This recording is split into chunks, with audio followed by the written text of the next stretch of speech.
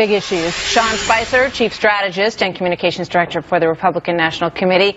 Been a long road, Sean. The day is finally here. Finally here. So how are you feeling? Do you think that you're going to have a win tonight? I do. I'm excited.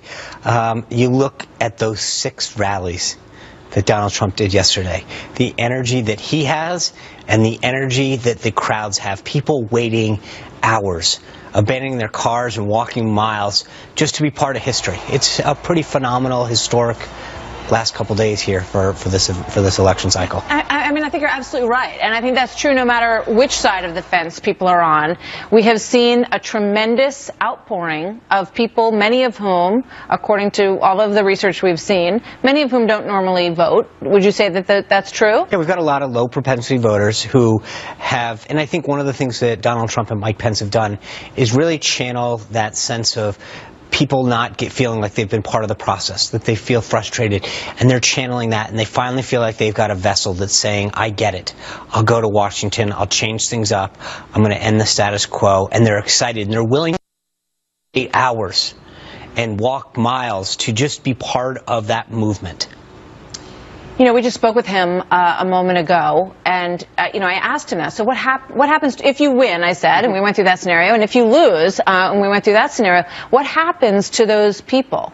You know, what happens to those people who have been stirred to action and who have been excited by the thought of a Trump presidency? You know, how does the GOP answer to them?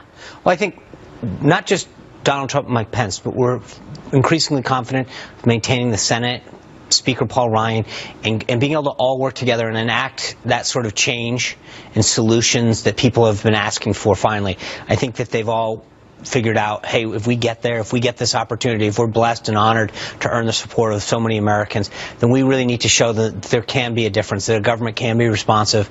And so we're going to have to do what we can to make sure that all of that energy, excitement, enthusiasm, and hard work pays off into actual results in Washington. You know, Paul Ryan has had a complicated relationship with Donald Trump, and part of your job has been trying to herd the cats in the Republican Party, which has not been easy through the course of this.